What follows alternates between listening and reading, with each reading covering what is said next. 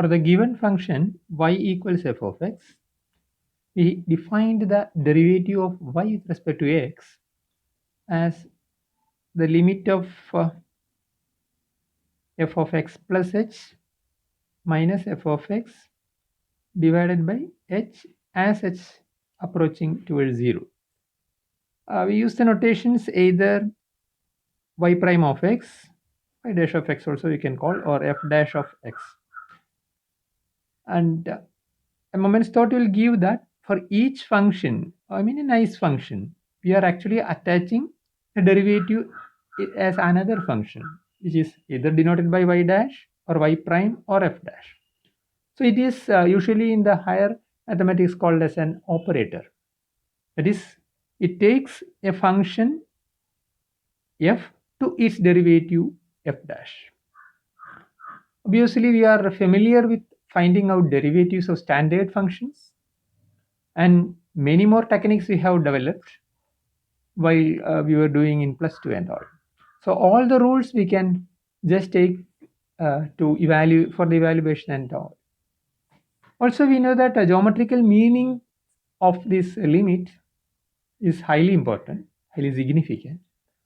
If you want to look at what geometrically it says, it gives you a measure of the slope of the tangent line to the graph of the function. What I wanted to say is, if you have a function y equals f of x,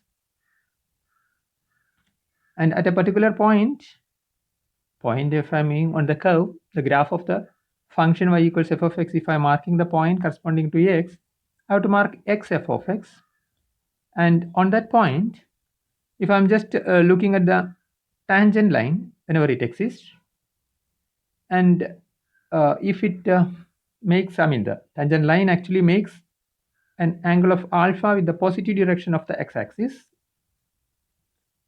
then we have learned that d by dx of y is nothing other than that it is tan alpha. That's also known for us.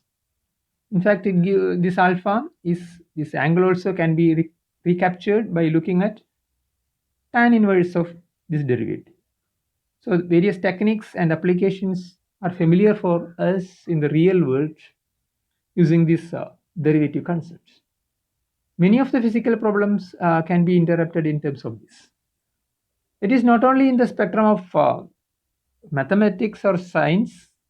In fact, economics and many other fields, it's having enough applications. So derivative for, okay, let us discuss some of them. For example, whenever alpha is the angle, as I mentioned before, tan alpha is giving the dy by dx concept here.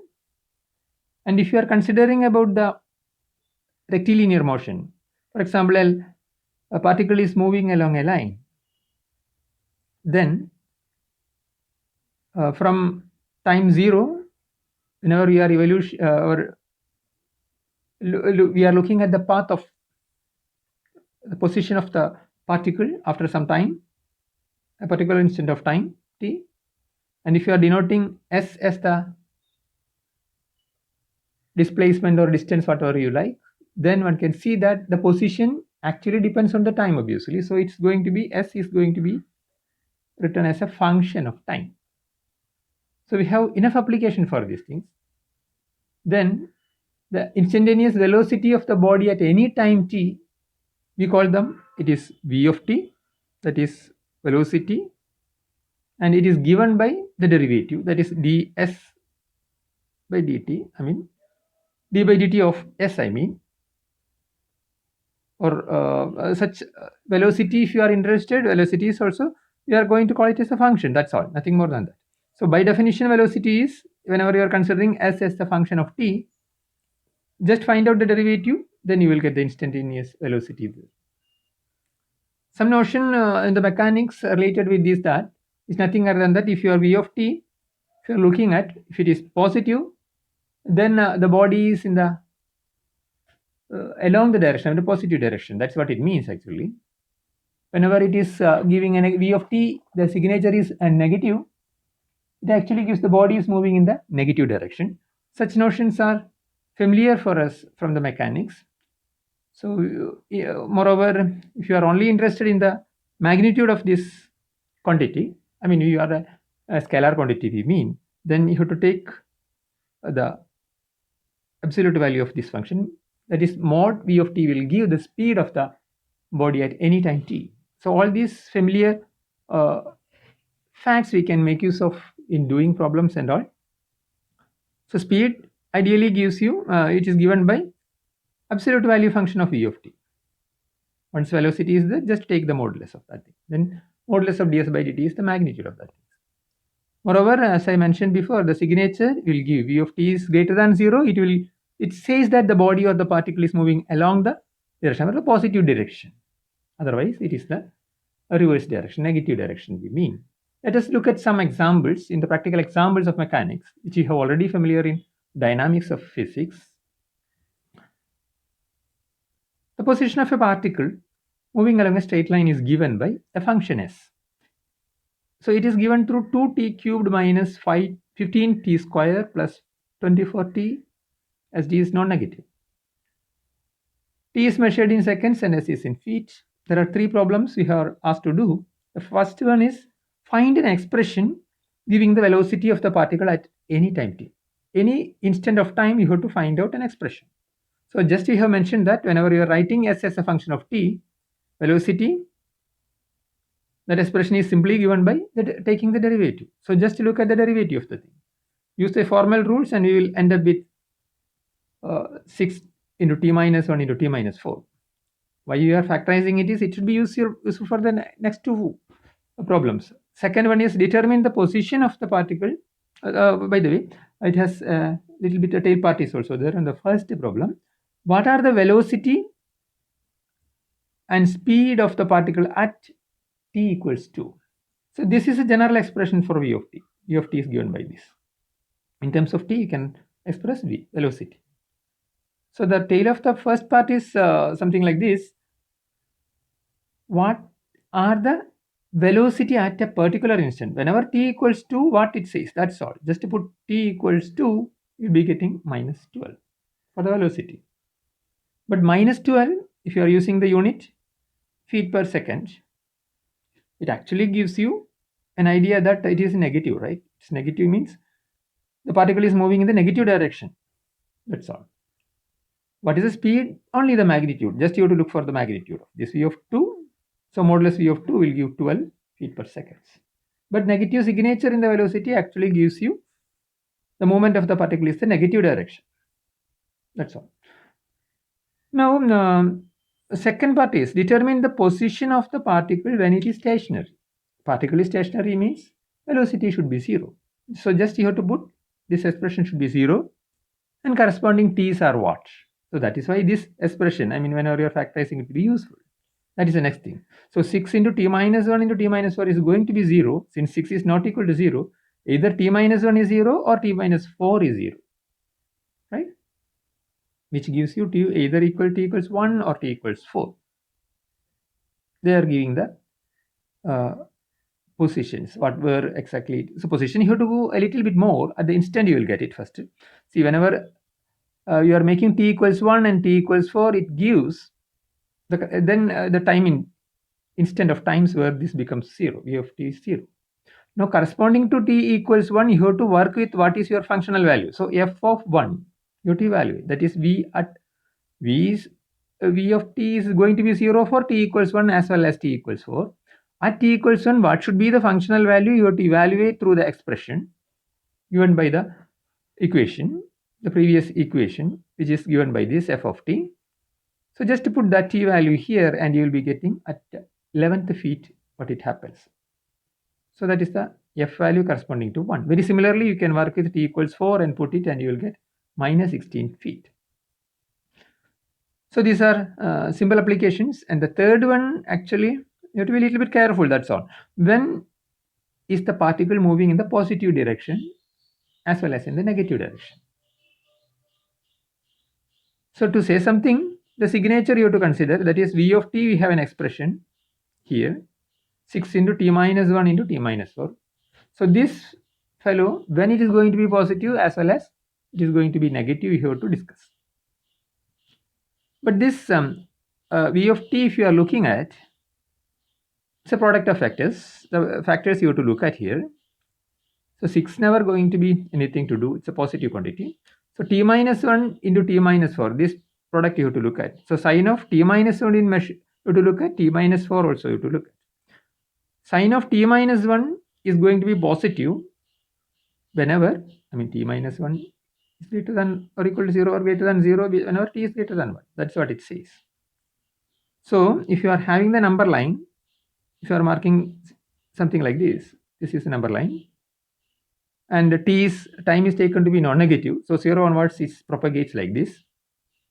So 0, 1, 2, 3, 4, if you are marking like that, whenever t is exceeding 1, you will be getting the signature of or the sign of t minus 1 as positive. So corresponding to this one part, we can mark, see, this is the one part. So on the right side, it is going to be positive. That is what is the first line. I am going to write it out. This. Now look at t minus 4. So sine of t minus 4, it is going to be, t minus 4 is going to be greater than 0 whenever t is greater than 4. So we have to mark from this side onwards. So you'll be getting this. Second line stands for that. So that combiningly give you what happens for the product. So the product of two, t minus 1 and t minus 4. So if both are negative, you will be getting positive. So on this region means up to the 0 region, up to this 1 region, what you are going to get is positivity here for the combined function, because these two are negatives. One of them is negative means up to 1 to 4, what is going to happen is you are going to get negative. Whenever it is exceeding 4, both fellows are going to be positive and you will be getting positive. So this side and this side you will be getting positive, in between you will be getting negative. It says that, the movement can be concluded. You can just conclude that the particle is moving to the right means along the direction of the time intervals, and 0, 1 as well as 4 infinity. That's all. Then in the middle 1 to 4, the time instant is whenever time is in between 1 and 4, you'll be getting the negative direction. In the left side it will move if you are marking the propagation in the along the straight line. It's a very good application whenever you are going to look at. Let us discuss more application about this. In fact, as I mentioned earlier, application is not reserved only for mechanics, but obviously mechanics you have to say a little bit. If you are looking a little bit more, see, we are considering s as a function of t, and the first derivative is going to give the velocity. The velocity itself can be treated now as a function of time. So its variation, again, if you are looking at, you will get the acceleration. How much is the change and the rate of change is going to happen. So once again, if you are going for the derivative, that is v prime of t, if you are looking at, or f prime of t, again you have to do that. Then what is you are going to get is acceleration. One more terminology is also coupled with it. That is what is called jerk. So these are mechanical engineers are also doing the same thing. So for the sake of completion, if two functions are given, first f is given as the position, v is given as the velocity, then you know what exactly v is connected with the ft. Just take the first derivative. Then from that v, if you are going for the derivative again, you will get acceleration, or you can write f double prime of t, f dash dash. That is what the representation. One more derivative of the acceleration variation, if you are looking at a dash, if you are looking like. So from the velocity, two primes are going to come. If you are starting from the beginning s function or f function, it is triple prime. Third time you have to look for to get the jerk. Jerk is also important in the engineering applications as well. So in automobile engineering, that is highly important to look at the jerk of the vehicle and all the things. So all are various nice application of this simple fact of derivatives. So according to that, we can continue the problem. Before the same problem, we are taking it at the expression is same. S is given as position is given as function of time with the same equation. Now you are asked for, the first part is acceleration of the particle. At a particular instant of time, what should be the acceleration you have to find out? Again, you have to look at zeroness, positiveness, and negativeness of acceleration. Finally, you are asked for jerk of the thing. Simply, you have to apply all these rules. To answer the first one, go for the derivative of v. Already we have looked at what is v, because v of t we have evaluated after the derivative of the previous expression. Just take the derivative of this fellow. So that answers what exactly is going to be the acceleration. So acceleration is going to be this expression. Once again, we are rewriting like this. So at the particular instant t equals 2,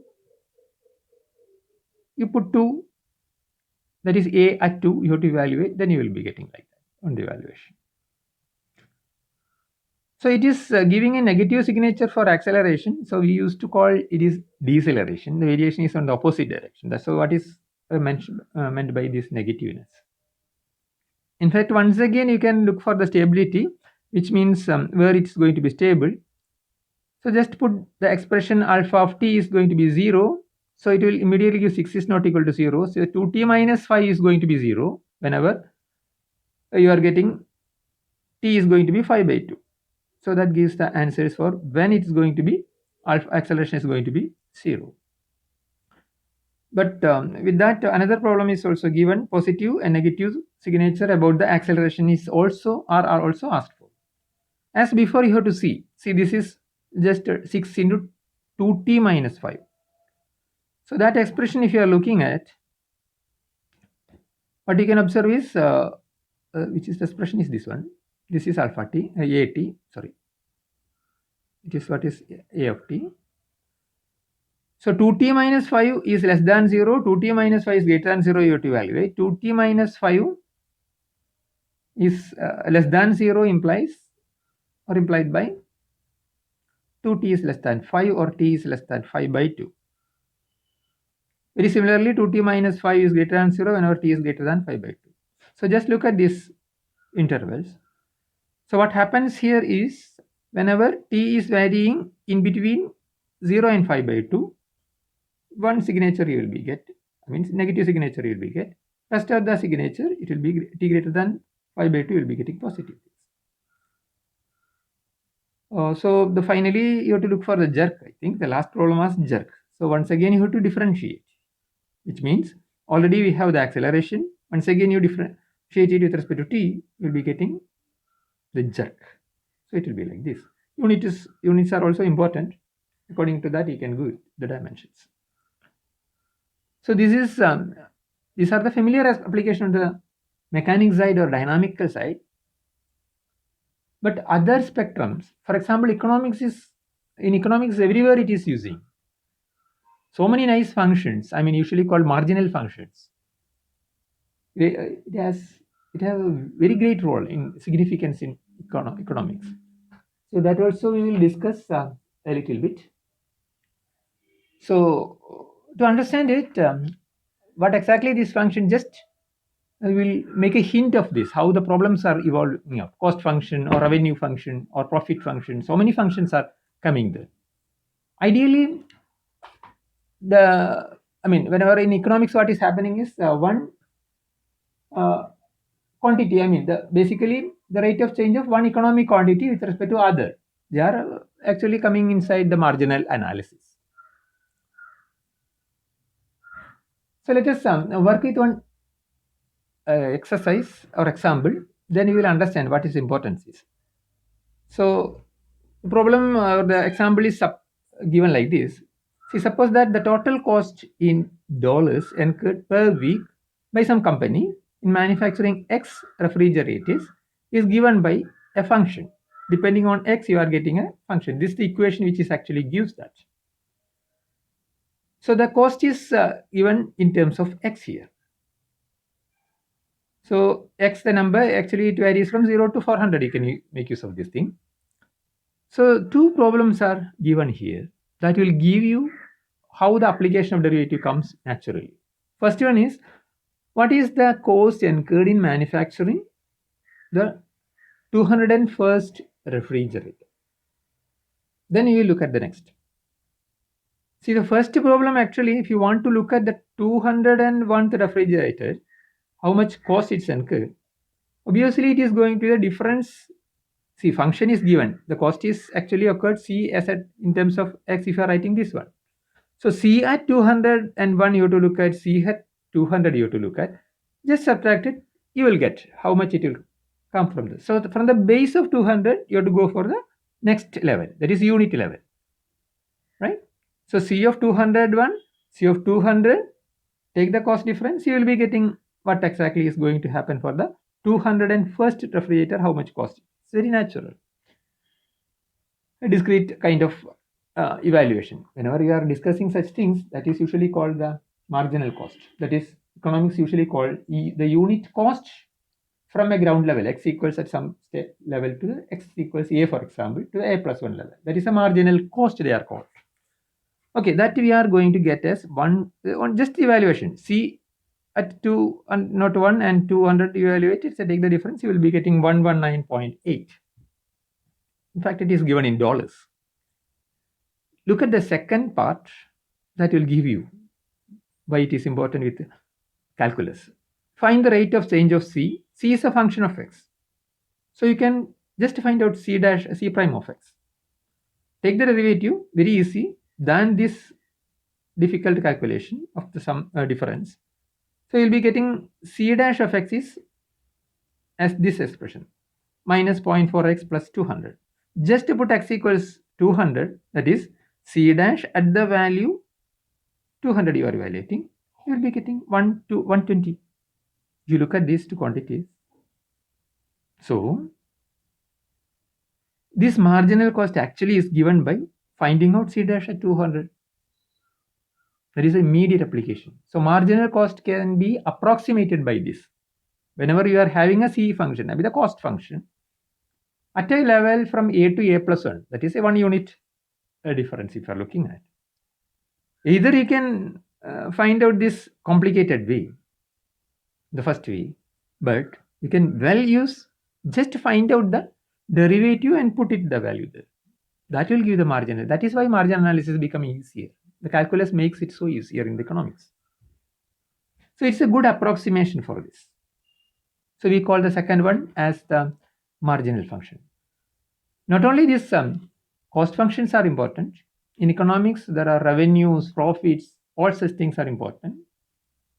So they are all simply called the cost function, usually represented by C as a revenue function R and profit function P. While if you are looking at the next level, I mean the marginal function, if you are getting the approximation just by looking at the marginal cost function by taking the derivative, revenue function on the derivative will give marginal revenue function. Very similarly, profit function on the derivative if you are finding one marginal profit function. These are the various applications. Obviously, a statistical things are also coming with all such things. Whenever you are looking at cost function, and if C of x by x, that is the average of, that is what is C bar of x, the total cost incurred in producing x units of commodity divided by the number of units produced. So you will be getting the average. Average cost function is C bar.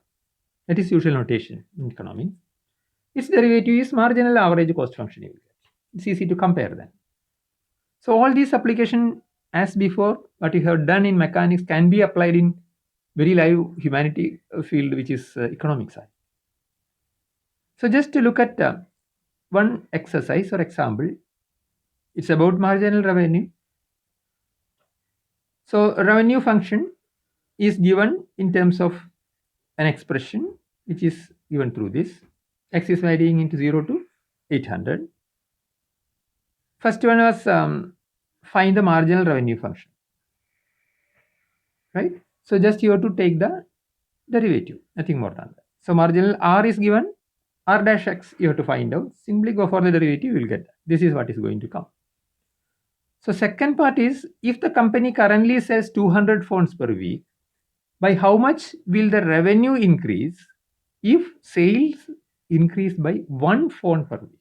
So unit again, unit cost is going to, unit revenue is going to play here. So you have to find out, you have the expression for R dash, I mean R prime of X. Just find out r dash, I mean r prime of at 200, you will be getting the answer. On this expression, you just put the 200 and you will be getting the answer very simply as an approximation like that. So these are two fields where this application comes. But obviously, as we know, uh, in meteorology or chemistry or biology or even other life sciences and medicine, in business or demographics, and everywhere it is this application of calculus is spanning out. So those who are interested can look at the reference in the textbook it is given.